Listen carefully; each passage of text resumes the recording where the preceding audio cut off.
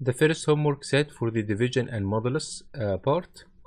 First, you will read 5 numbers, and typically when I say numbers, you have to think if integer is suitable or float is suitable. If I said 5 integers, then you are going to use integers, but if I said 5 numbers, then you have to think first.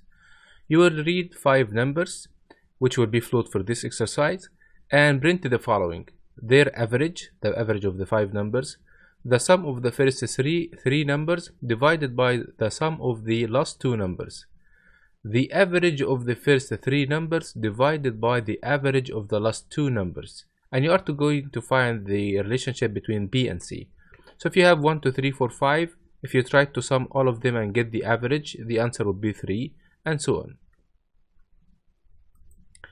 In the second part, we would like to divide some 2 numbers here, which if you divided these 2 numbers, it will be 8.0.4.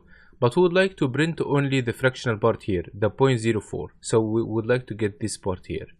Note that as we learn it, float are approximation. So if you output something like 0.039999, this is also a valid output.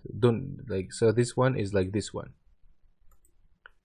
Our remainder, you are going to read a couple of integers here, and you are to use the to compute the modulus answer, which is 3.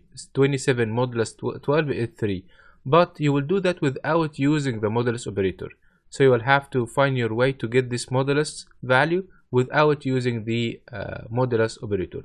They will be positive integers. That's all.